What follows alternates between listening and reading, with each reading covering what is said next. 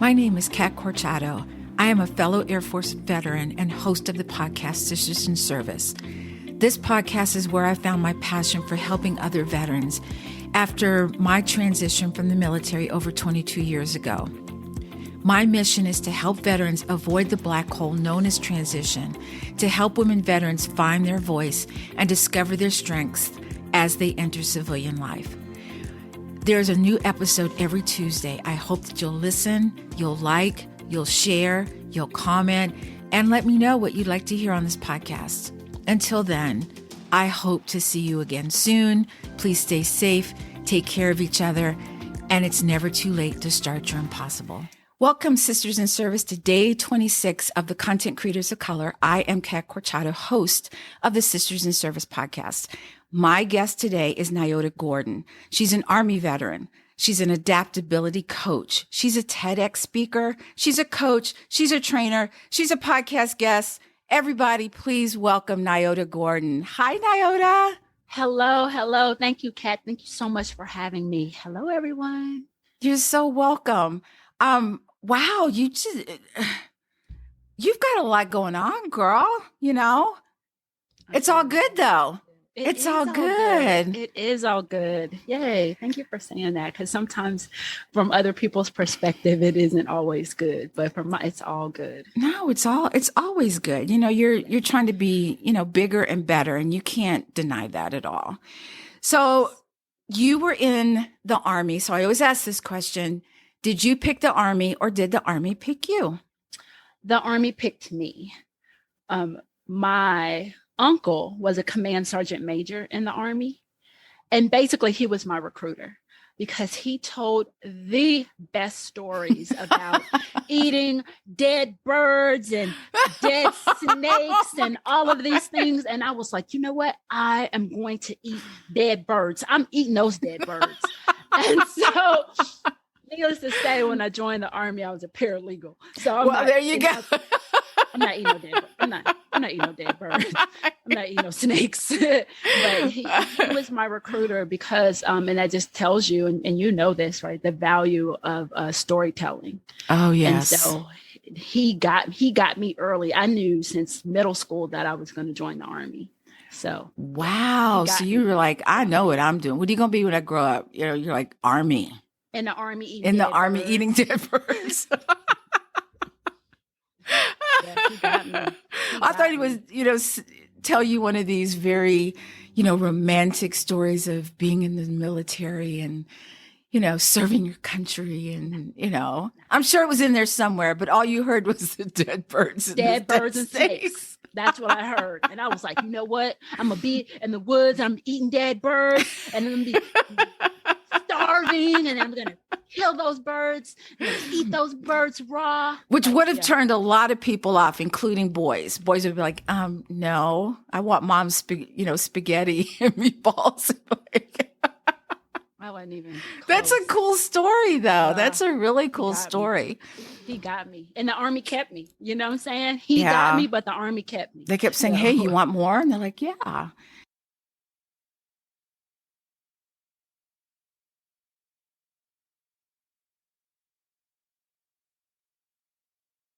How was your transition? So when did you transition out of the military? So the 31st of December of 2015 was my last, active duty. And up until the 31st of December 2015, I was kind of good. But on the first, I'm talking about the very next day, I fell apart. Wow. Now, did you have this romanticized vision of what it was like to be? And I only ask that because I did. And I always tell people I thought I was going to be the first round draft pick, like they have in sports. I'm going to walk out their door. There's going to be a band, balloons, music, organizations throwing money at me. Please, please, please. And I walked out with my DD-214. Not only was there no music, I stepped right off the cliff. What was that like for you to fall off? Because it sounds like you fell off that cliff too. It's like a swan dived off that thing. Like, I in my head, I was cyber when I got out. And so you hear all these stories of you're going to make so much more money and you're going to be paid and you can work while you're on terminal leave and you can be stacking all this money. But emotionally, I couldn't even. I didn't apply to any jobs. I had bought this place, this house, this townhouse. I had bought a condo, but I was still living at my parents' house. My mom was like, so you don't want to go maybe live in one of the houses that you bought? No, Mom, like, I'm good. No, I'm going to sit right here in my dad's chair, watch HGTV, and I'm not going to leave because I was crashing slowly from that point. So I wasn't even in the mindset to be stacking money or having a parade. Right. Unless that parade was happening in front of me in the living room where I was sitting, there wasn't, and I wasn't ready, and then I even judged the military a little bit. Like I judged the Army for letting me go, right? It's like, I put in my own application, like I'm going to retire. I'm going to get out. I don't have to do this anymore. I'm smart. I have my degree. There's all of these things that I know. Right. I know that, but I was mad. I was like, why would they even let me leave? Like, I'm all of the chatter that goes on. So yes. I didn't even really get to that point. And I ended up calling military One Source, and they gave me a counselor, to kind of help pull me out of this abyss that I found myself in. And yes. She just reminded me of who I was. Well, what did you like to do? She reminded me of the life even before the military. What did you like to do before you even joined the military? And right. So she helped pull me back into Nyota. Yeah. I think what's important is even now I find that when people are getting out of the military, a minimum of 2 years, but maybe even before then, mm-hmm. is thinking about who are you when you don't have the uniform on? Like if you never put it on again, yeah. would you know who you are? And as a person, what do you do? Who are, you're not sergeant major anymore. You're not, right. Whatever. You don't have right. that rank anymore. So right. I think that's an important question to ask. It is. It's super important. And one of the things that, you talked about it, people, organizations throwing money and me being able to go straight to work, being a GS-12, GS-15. All right. I know. You hear, right. And I think part of that, I got so wrapped up in that story of who GS Nyota could be that I didn't plan. Mm. I didn't even plan a proper retirement process, which is so weird because that's all we do in the military. We backwards plan. Right. That's what we do. But when I got out, it's just all of that just went out the door. Well, so ridiculous. I think for me, I thought the military made me think that I had everything I needed to make it on the outside. And I was so lacking because there weren't all of these organizations that are out there now. And to just feel as though you're alone is the worst feeling in the world. Yeah. Even though my husband was a veteran too, it's different for women. It just mm-hmm. feels different. Mm-hmm. And no one tells you about that because everyone gets out and they come back in as a civilian in the same job that they left when they were military. Yep. And yep. there's no transition there. You're just right back to yep. what you were doing. So I think it's important for people to understand that everyone's transition is different. But please, please, please plan 2 to 5 years out. Yep. And there isn't a whole lot you have to do. Just think about what you want to do yep. when you get out and plan for it from there. So, and who you want to be. And I think you said it best, who are you without the uniform? Who do you want to be without the uniform? Yes. And I think that's a very important question. I wish you were around when I got out. I wish someone was around to ask me that question. Yeah. So you mentioned cybersecurity. How did you get into cybersecurity? And what was your fascination with it? What was it about? It sounds cool to say cyber. It's very sexy to say cybersecurity. But how did you get into it, and what was your fascination with it? So when I was in high school, I had a job in the MIS department. I had a corporate job when I was a senior in high school. I thought I was so dope. I thought, when I tell you, I thought I was so dope. But so I ended up working at this oil company, and I worked in the MIS department. So it's the Management Information Systems department, which is basically IT. And I was like, where am I? Like, this is so, there's like computer parts everywhere. And I learned how to put computers together. And I was like, I am doing this. So although I joined the military because I was only supposed to stay for 4 years, get my GI Bill money and get out. And get out, right? That's what was supposed to happen. That stayed 22 years. So that didn't happen. But during that MIS, during that part when I was in high school, my heart belonged to IT. So I ended up getting my bachelor's degree in information technology while I was on active duty. And when I went to officer candidate school, and I was like, well, since I'm IT, I should join the Signal. I should be Signal because that's IT, that's Signal. No. Can I tell you? Signal Corps and the JAG Corps are not the same. The culture is different. I was living my best life in the JAG Corps. Signal Corps is very different. What I learned is that they eat their young, and it is not as nurturing as the JAG Corps. Right. Nonetheless, so there comes a point when you're like in your captain, like when you become a captain, you get to specialize like warrant officers. And so one of my mentors told me, she was like, when that comes around, don't miss it.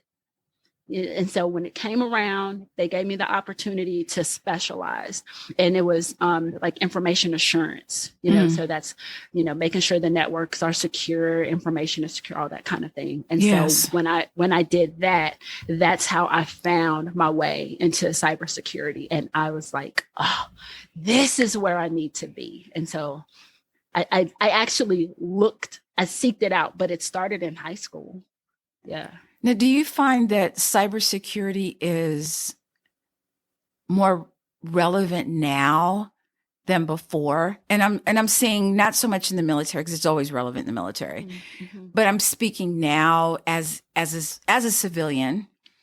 Do you find that it's more relevant? Because my husband's always been a computer person, and I used to deal with the Dell contract way back. Yeah, remember Dell? Yeah, that's how long ago I was in. But he taught me a lot about, computers and security and all this other stuff. And there are people now that are so not, they don't understand. They don't have a clue. So how do you get people to understand about cybersecurity? Like, if you could give a tip for someone. Trust no one. Right? All right, the interview's over. No. Yeah. I would say that because I think it's become a lot more relevant, even because of COVID and everyone working from home. Yes. So where you have this structure in place around cybersecurity at work, and there's always the training going on, forcing you to change your password, forcing you to be diligent, forcing you to, someone's coming through and they're going to check, do you have your password written and hidden underneath that mouse pad? Right? Do you have a post-it underneath your computer with your password on there? Right? Are you doing your cybersecurity? Like, there's those checks and balances in place when you're in the workplace. But now everyone's working from home, and you're a lot more lax because you're in your house. Like, when you're at work, you're a person. When you're in the house, you're a person. So now you're at home, you're like, I could do it. You're a VPN. I know I'm supposed to use the VPN, but I'm just going to log in real quick. Like, I'm just going to do it. And I think in this space, cyber criminals are a lot more diligent because they know that we are not. Right. So just, and I don't know if you bank with Navy Federal, but they had sent out an email saying, hey, be careful. On the rise is, people are calling. We would never ask for your passcode, right? Yes. So it's that. And then they also talked about the IRS, Oh, that's a big one too. They won't ask that. Right. My sister banks with the Navy Federal. She answered, gave the code. She didn't get that email or didn't see it. And they cleaned out her entire account. Oh, man. Because we have to be aware. Like you see, they had cloned Navy Federal's telephone number. So it comes up in your phone, Navy Federal. So you just have to know if Navy Federal calls and they're asking for something like that, you'd be like, okay, great. I'm going to hang up and then I'm going to call you back, right? IRS, hang up and I'm going to call back. That's a cautionary and not the number tale. That they give you, right? Right? Not the number they give you, but the number that is, on that website for the IRS. So I just think we have to be even more aware. We have to be more vigilant, when it comes to cybersecurity. People are not working, and so it isn't, cybersecurity is also physical security, so making sure that you, even in your homes and stuff, you're keeping your doors locked. You're making sure you're having security, and not to be scary or anything like that. No, it's just. But people aren't working, and I'm sitting here awestruck and wondering, how are these people living without jobs? I know, they're like, I quit my job, and you're like, wait, what? Okay, so where do you work now? So what are you doing? Are you getting unemployment? Are you working somewhere? Like now I'm clutching my pearls. I got my purse. How are you living? Well, you have to be hyper vigilant. Yeah. Hyper. Just be aware. Underscore be hyper aware. vigilant. Because I've heard of, my friends and it even happened to me, but I was smart enough to understand what was happening. So my husband had called, and this was about our electric bill. Mm-hmm. And my husband said, hey, I got a call that said they're outside. He was at work. And he said, they're outside. They said, if we don't do this in 15 minutes, they're going to turn our electric off. And I was like, wait a minute. Right. So I called the company and I said, hey, and they said, yeah, disregard. Don't call them. Don't. She said, you are caught up. Do not do anything. And so I called my husband back, and of course nothing happened. But if I wasn't hyper vigilant, that would have happened. But it happened in the opposite. Well, not opposite. I had ordered something, but the name didn't match the company that I thought it was supposed to be. Mm-hmm. And so I said, oh, I think it's this, and they gave me the money back. Well, come to find out, I was wrong and it was them. But, when I talked to the woman and I said, I'm so sorry. I said, I was just, she goes, we would rather you be this way than the other way. And I said, I'm sure this doesn't happen. She goes, it happens more than you think. So, you just hyper vigilant. Yeah, so you don't have to apologize for being safe. Right. So I know in your bio, you said that you used to work at one of the happiest places on earth, not Disney, but Southwest Airlines. So my question is, why was it so culturally balanced to you? For one, it came at a time in my life where I needed to be a part of a team. Being in the military for such a long time, I'd become accustomed to being a part of a team. And when my dad had passed away, I hadn't been to work or anything, and so when Southwest, I saw that they were hiring, and North Carolina, when I lived in Oklahoma, I was like, you know what, I'm doing it. Right. And so I signed up, I did the interview, and I already knew that I was home, even from the interview process. Like they hadn't even picked me, but I had already picked them. It's just the way that they're very human, like they ask you your interest. And when they're interviewing you, it's not just to interview you. It's to see how you fit in with the rest of the team. Right. And I just thought that was very important and urgent in a time of my life that I needed to be a part of basically a carefully curated team. It's unique too, because a lot of companies don't do that. They just ask you the same old stupid questions. No, and then they even kind of listen. I think now maybe this was part because at the time I was going to Syracuse and the interviewer was like, I love Syracuse, right? Like just, that to put a human, Syracuse, why would you say Syracuse at a time like this? Like, I just thought just listening, like they kind of listen to see, are you happy? Are you sad? Are you smiling? Oh, look. And so I was very, in the military, you're not going to get me twice about not planning. Okay? Right. So I was very careful to even wear Southwest colors during my interview, because I was like, I feel like this company is happy and I needed some happy.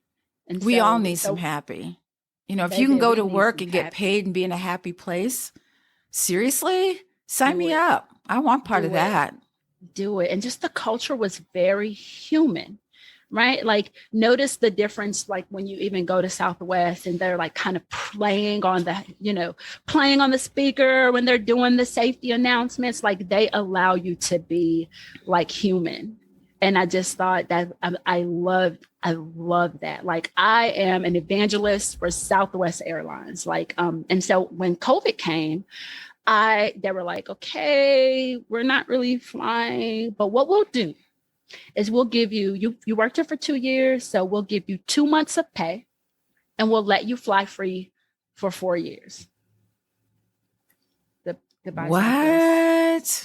Goodbye. They're an awesome company. They're an amazing company. So even if you ever see a job and you can do it, you want to work, if you can work on the ramp or you could do an operations agent, that's what I was, right? You balance the plane, make sure it can fly safe. Right. Come to find out that's a skill set that's doing convoys translates.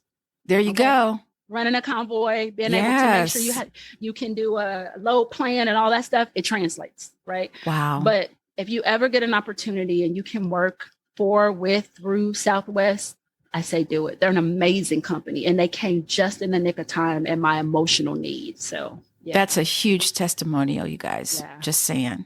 Yeah. So let's pivot a little bit to your coaching. So what is resiliency coaching and why would someone need it? Mm-hmm. And so what resiliency is, it's basically the ability to bounce back. And you think it's something that we do naturally, but it's not. We actually start to lose our bounce back muscle as children.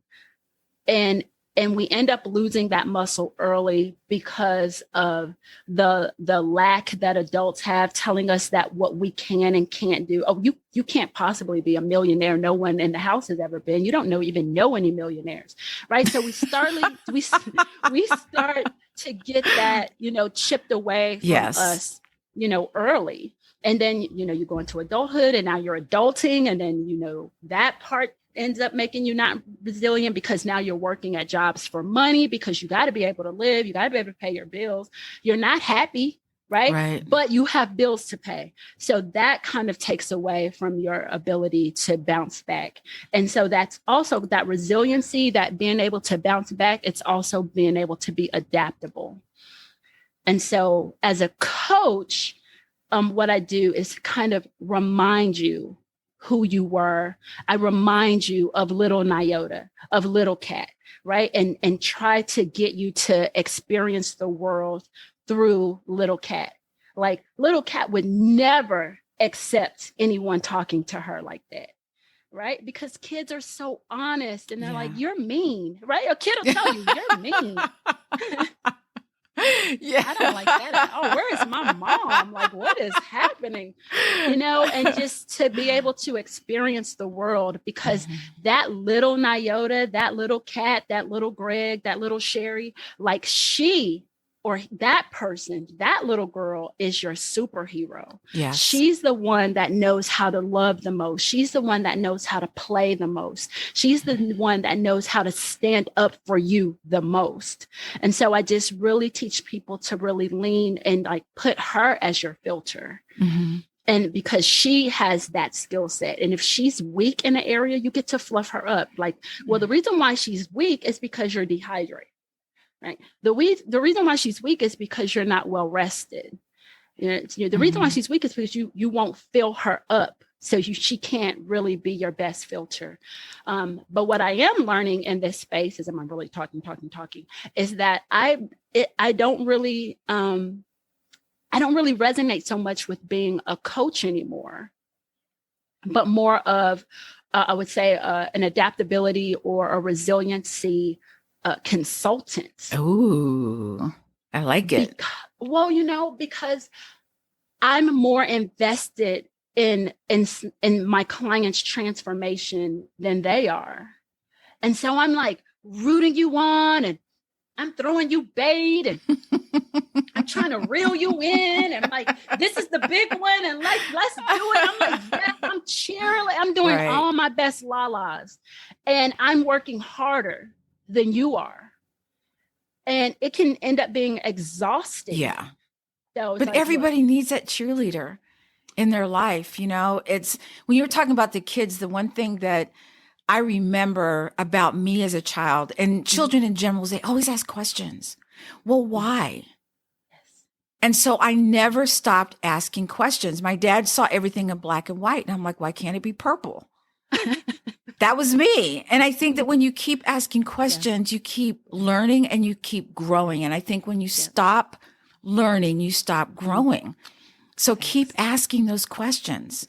Why can't I do this? What's stopping me from doing this? And it doesn't matter how old you are.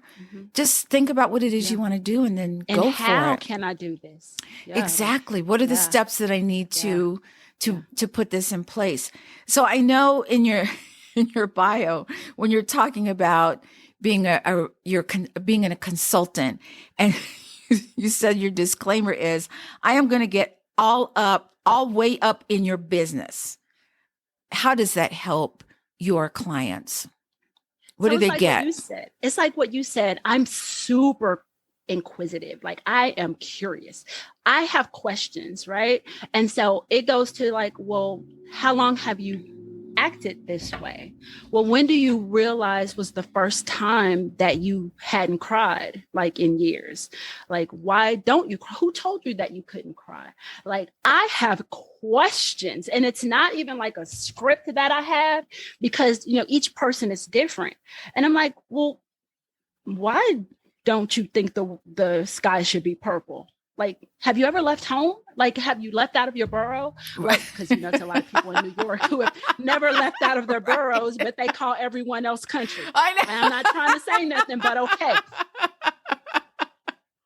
The reason why you didn't cross the bridge. Like, why haven't you crossed the bridge? Like, yeah. I mean, I've met people that have, they were born, went to school, they grew up, they went to college, and they came back home, and they have kids, they got married, but they complain about where they are. And I said, well, why don't you just go someplace else? Oh, well, I can't leave. Who said it? That's what they're like, I can't leave. And I'm like, why not? Oh, I can't leave. I got family here. I'm like, you still have family there when you go. Yeah. Like, they'll still be there. They'll still be there. They can come visit, or you can come visit. Right. And so when I get up all in their business, it really lets me it helps me to get to know them, right? And to see, okay, so these are a lot of strengths. They have a lot of strengths here, and they have, some weaknesses here. So what we'll do is continue to build on these strengths and then address these weaknesses a little at a time, because now their strength is like, oh, I can do it. Like, it's building their confidence to be able to, well, it's okay. You don't have to open the door wide on this weakness. You can just crack it open a little bit and just kind of peek inside. Yeah. Like, but for some people, it's scary. And it's okay. Do it scared. It's scary. But like Scary. you said, open the door a little bit. If Yeah. there's a little light on this, try to see what you can see. Yeah, now close it back. Close it back real quick. Yeah, it can be scary. But you know what? Like what I've learned, and it's funny, but when you hear people talk about fear, they say fear appearing real, whatever the thing is, appearing real. But what I've learned is so imagine you have like 5 doors, and there's at this door right here, like at door number 5, there's like fear is standing there. So what I've learned is fear is the cheat code. Mm-hmm. Because if fear is standing at whatever door that fear is standing in, go walk through that one. Through that door. And then the other's open. It's like a key. But those doors don't matter. Because right. Fear is only protecting this door because the magic is on the other side. Mm. So if fear's not standing at the door, that's the wrong door. Right. It's not the wrong. That doesn't have to be protected. Yeah, go through that door. It doesn't matter. There's no impact over there. You're not going to save anyone over there. You're not going to be the best person, on the other side of that door. Yeah, go on down to the door number 3. Yeah, have a good time. But at door number 5, your whole life is waiting on the other side of that fear. So if you're not scared, then that's not the door where your impact is waiting. Wow. The cheat code. The cheat code. Out. You need to write a book about that. The cheat code. Yeah. So let's go to the second part of our interview. I'm going to ask you some very thoughtful questions. And so question number 1 is, what does your business look like 5 years from today? So 5 years from today, I'm still pretty small. I'm still bespoke, right? But I'm working with mid-sized companies with their veterans in tech, inside of their organizations, to helping them be more resilient, and how that resiliency can positively or negatively impact the network. Right. So that resiliency. So I'm working with, a few choice companies. I'm speaking. So part of an arm of it is I'm speaking about the power of resiliency and how leadership starts at home. And, it's 5 years, there's a whole movement. People have T-shirts, right? Leadership starts at home. That's all. Right? She's got the whole vision, Yeah, 5 years, because 5 years is there in the blink of an eye. Yes. Yes. So in 5 years, like, I feel like my business is like finally having the impact without overtaking my life. So it's a life of balance. It's a life of adaptability, right? I love that. Yeah. So if you could pick anyone to play you in the biography of your life and they can't say no, who would you choose? You know who it would be? That I don't even remember her name, but she was on she was Cousin Pam on the Cosby Show, and she was on Living Single. She's the attorney. I do remember Cousin Pam, but I don't remember her name. What is her name? But in Living Single, she was the attorney. She was the lawyer. Yeah. Yeah. And she was in a relationship with one. Kyle. Yeah. They were in a sneaky relationship together. Yeah, her. I think she has, the energy, the intelligence that I believe that I have, right? And she has like the humor. So I think it would be her, whatever her name is. Can somebody please let us know what her name is? See, I'm gonna have to look it up now. All right. Cousin Pam. Cousin Pam. That's her name.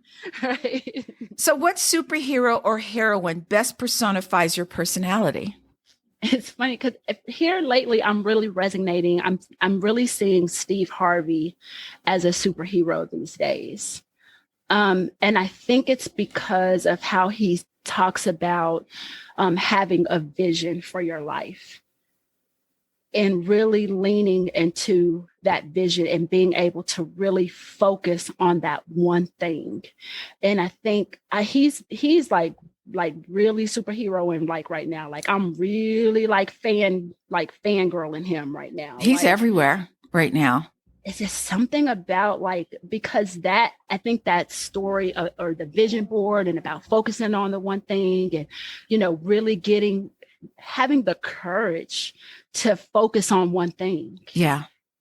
And having the courage to really lean in all the way and having the courage to like, not just dream big, because sometimes I feel like we can only dream as big as what we've seen, but being able to even borrow other people's visions. Yeah.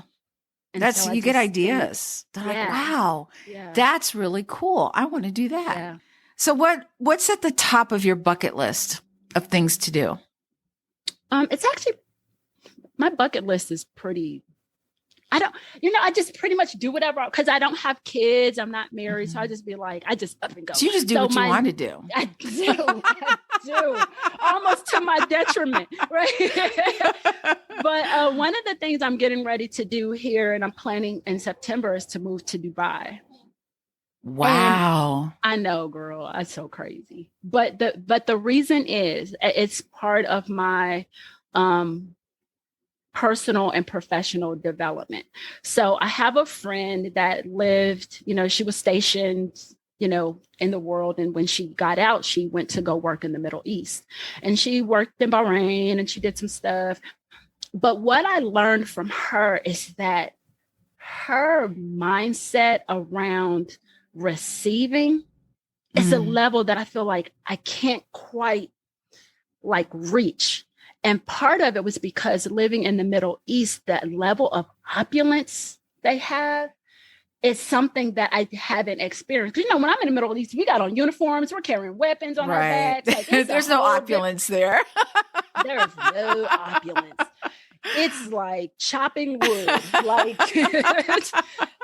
And so I just feel like being able to experience Dubai as a regular, degular person, not someone on vacation, but someone living in this space where the customer service is something like you've never, ever received in your whole life. That customer service in Dubai. Mm-hmm. So imagine if you're getting that level of care all the time and being able to get spoiled. Why would you leave? You know what I'm saying?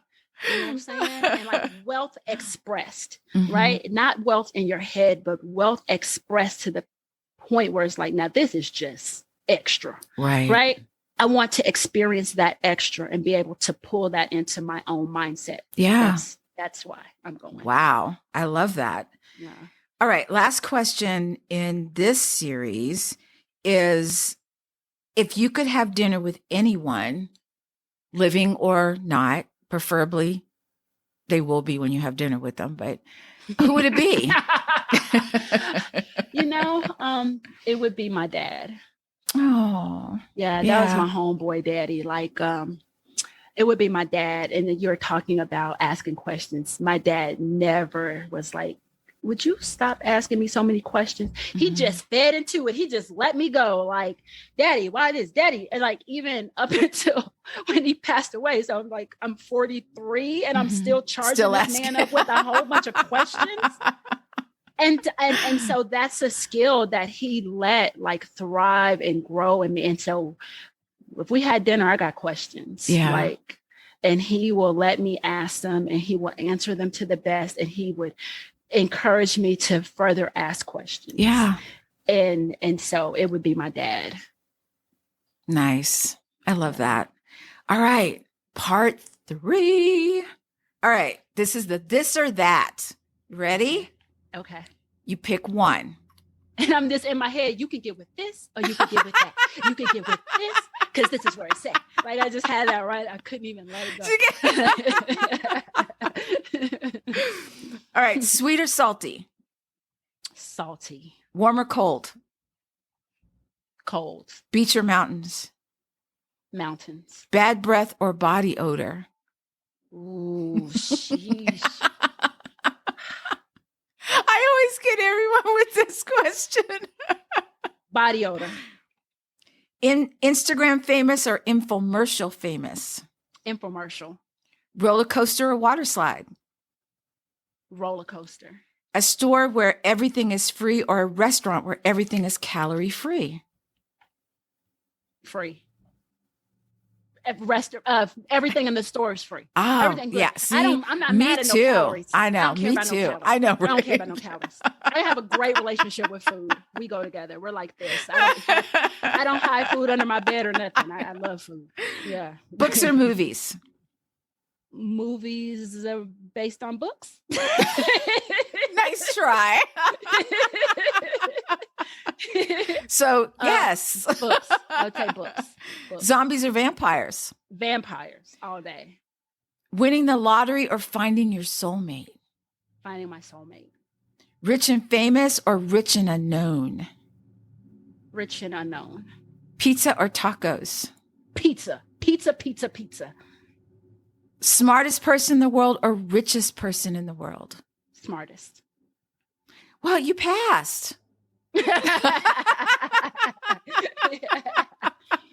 Well, thank you for playing, Nyota. Let everybody know where they can find you. I'm not hard to get at. So my favorite place, my favorite platform right now is actually LinkedIn. So you can find me there. I'm Nyota.Gordon. I'm super creative. There's no X's, O's, circles, nothing. It's Nyota.Gordon. You can find me there. And there's not a lot of Nyota Gordon. So I would love for you to connect with me there. I would love for you to send me a message.